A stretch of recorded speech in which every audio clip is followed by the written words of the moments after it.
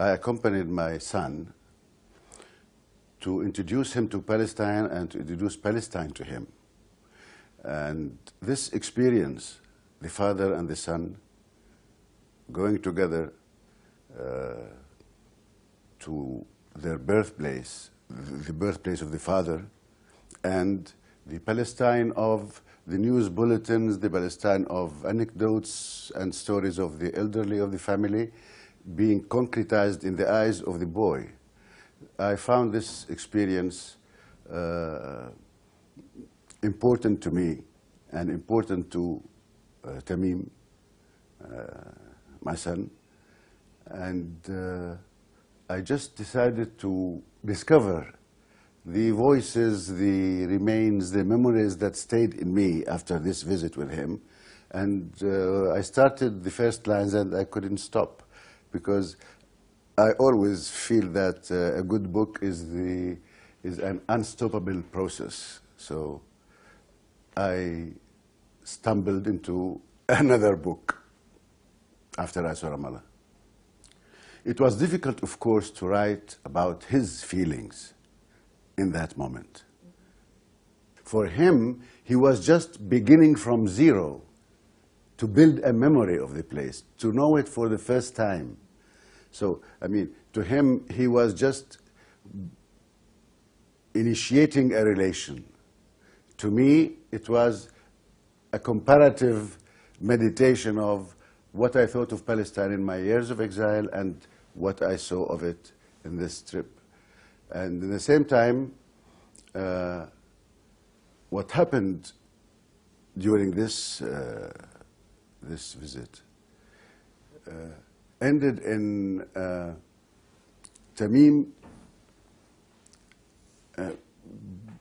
becoming very much attached to the place, as if he has discovered a whole country ready-made, and as if the country discovered a son who was ready-made outside.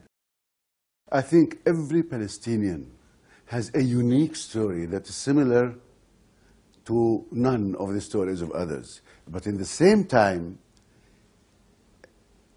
each story of the Palestinians will find a shared element with the other stories. So our stories are really different and unique, but at the same time they are one. Because what is shared is huge.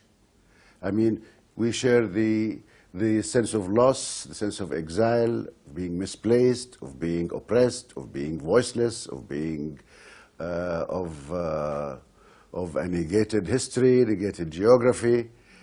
But the personal details of each one of us in our personal lives are really unique and totally different from one person to another. But in the same time, they are, as a whole, one narration that struggles to be expressed. And that's why, I mean, writing a poem, a novel, a memoir, creating any work of art for the Palestinians is a way of finding a voice and owning the narration. And when you own your narration, you own your history. This is not a political statement or political treatise or political lecturing, and this is not a book about any idea under the camouflage of art. No, this is a work of art. It should be written as a work of art, and I hope it will be received as a work of art. Regardless of your theme, you have to be read with pleasure.